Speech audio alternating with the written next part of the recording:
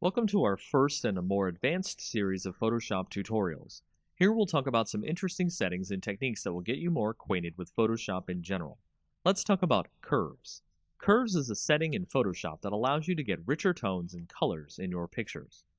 To start, we've opened up our usual coffee image here, and we'll click on the Image drop-down, then Adjustments, then Curves.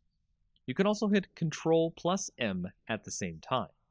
Doing this will open the Curves window, which looks like a neat graph chart. In the middle, you should be seeing a line going from the bottom left to the top right. If you want to apply a quick preset which will set the settings for you, you can click the drop-down and change from the default to other settings in the list. Setting the color preset to color negative changes some things here, which we'll explain. As you can see, the individual values on the chart have changed. The original black line is still the same, but each individual color has changed.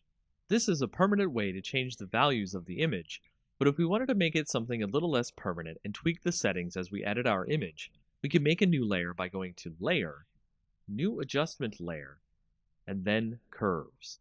This will allow us to have our own layer that we can edit the properties of in the Properties window. So over here in our Properties window, you can see that we can edit our curves just like the image edit we were doing before, but it is not permanent as we can hide or unhide the layer using the I button next to the layer. So the main thing to take away from curves is reading the histogram and placing points. We can place points on the histogram so we can change the color changes anywhere in the image, based on the dark spots or the lighter spots of the image.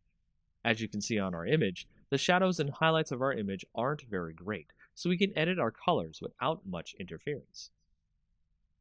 So if we put one point in the middle, one point on the end, and one point on the beginning, we can change the colors and alter them in subtle or more advanced ways. Curves help out many Photoshop users with images that have bad contrast or bad lighting. Use curves next time you have an image that needs tweaking. It's one of the most powerful tools in Photoshop's arsenal.